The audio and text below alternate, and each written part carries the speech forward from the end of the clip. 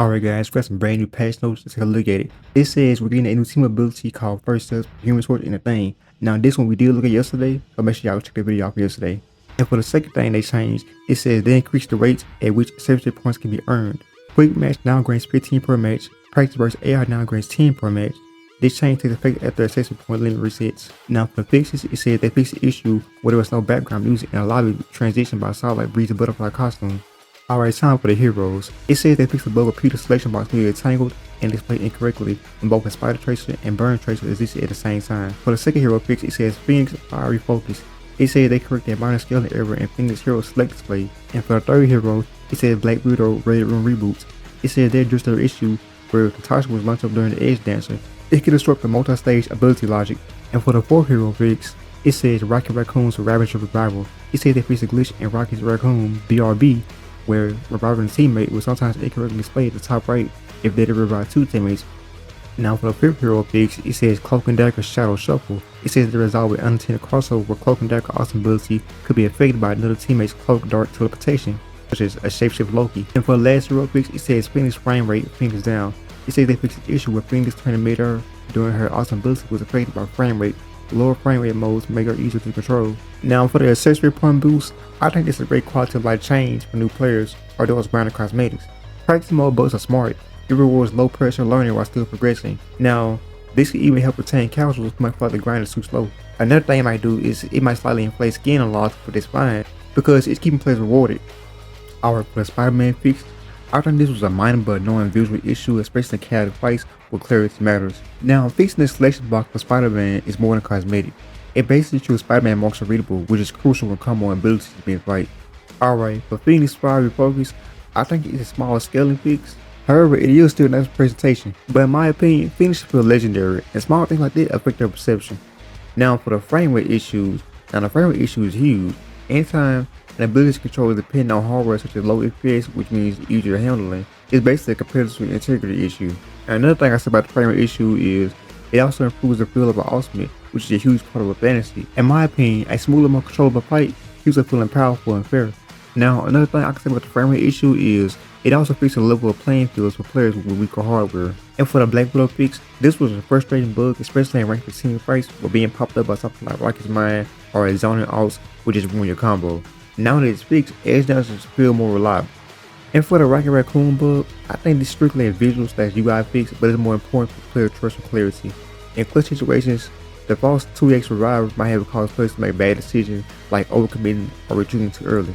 Even though it's not game breaking, it's still a small detail that needs to be fixed. Our Cloak and Dagger, now this was a wild bug, and it broke immersion and functionality. It also gave Loki a real unintended power if disguised as cloak. One thing I can say about this fix is fixing this preserves the integrity of team interactions and stop the shenanigans that shouldn't be possible. Now even though these aren't buffs and nerfs, these are small fixes, but they're still really important. And also to me, the Phoenix Black Widow changes to me stood out the most in terms of playability impact. However, that's my opinion. Alright guys, the new Jeff PS Plus bundle is back. It says the next PS pack is now live, and that means all PlayStation Plus players can get the free copy of Jeff the Landshark Incognito Dolphin costume bundle, plus a bonus of 300 Chrono tokens. Now with the bundle you get the costume along with 3 stickers and 300 Chrono tokens. Alright guys, it seems like Marvel Rival players are asked for this must-have feature. Here it says one of the biggest issues Marvel Rivals has to deal with is team composition. Each team shall release one Vanguard and preferably 2 strategists. Unfortunately, this is often not the case, as many players prefer duelists. However, a community suggestion will somewhat fix the problem and gets the most out of team-ups. Here it says Reddit user Tetrastrauss suggested that they need to add new features to the hero selection screen during that phase. Players will select the 3 heroes who are shown above their names, not only with to make hero selection phase simpler, but it will also improve team competitions and hero synergies. Now, I love how this article highlights a very practical and much needed feature that Marvel Rivals players are asking for. Now, the ability to pre-select pre-prepared heroes during the hero selection screen is a feature that could drastically improve team composition and synergy, especially in competitive modes. Now, there are many reasons why this feature matters. One, because of team composition. Team compositions are currently chaotic, so many games suffer from poor role balance, too many duelists, not enough vanguards, or not enough strategists. Another reason could be team abilities. A key part of gameplay relies heavily on hero synergy. Without coordination, the team can't capitalize on these combos. And for a third reason, I say it's because the player intentions are unclear.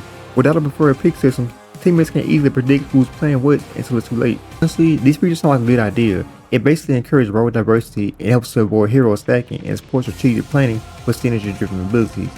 Honestly, I think the feature is low risk, high reward for natives. It doesn't restrict player freedom, but it adds clarity, strokes, and synergy, especially important with the new rank mode launching in Season 3.5. It says Marvel Rivals sees sharp player count decline despite huge season updates. Now, I'm not surprised. It seems like every season, the player counts keep declining over and over. I'm trying to see how long is this game gonna keep declining until it eventually dies out. But here it says Marvel Rivals had a huge launch in December last year, reaching a peak of nearly half a billion concurrent players on Steam. This number kept going up, peaking at around 600,000 in January 2025, which is the all-time peak for this game. Since then, the player count has kept decreasing as Season 3 only has a quarter of the players Season 1 had. Now, based on this chart in January, we was at an all-time high of around 600,000 players. Then February came, we was at 400,000 players, which was a negative 32% decrease. Then March came, we was at 300,000 players, which is a negative 29% decrease. In May, we was at 190,000 players, which was a negative 39% decrease. Then when June came, we was around 159,000 players, which was a negative 16% decrease. Then when July came, it somewhat increased back up, but it only increased by 2%. But overall, it seems like the game had about 75% of its player base. Now, I'm not sure if most of them on Steam or if most of them on console or which. Now, even though the player count kept declining after January, when Season 2 came out along with Emma Frost, it was a player count that was increasing a little, but it was on a temporary fix. Now, all this information is telling us is the seasonal content isn't fixing important issues such as mirrors like Emma Frost give a temporary boost, but it doesn't last. Another thing is the retention is failing. Marvel Rivals draws players in, but it fails to keep them. Now, in my opinion, Marvel Rivals is not a bad game. It has a strong foundation, excellent visuals, and a lot of potential. But numbers like these suggest something deeper. Whether it be like a long-term progression, or a grind worth investing in, or whether it be frustrating matchmaking or team comp issues, or whether it be poor communication from devs or balance problems. Players don't feel heard, which leads to burnout. But anyways, let me know what you guys think about that. Why do you think the player count is declining? Alright guys, for the last piece of news, we have more information on how much the skins will cost for the Fantastic Four First Love skins. So it says the Fantastic Four First Love's combo bundle will be around 3,400 units. So I'm assuming they'll come with all the skins for the Thing, Human Torch, Mr. Fantastic, Invisible Woman. I guess it will all come with it. Now, for the Mr. Fantastic bundle, he's gonna cost 1,400 units.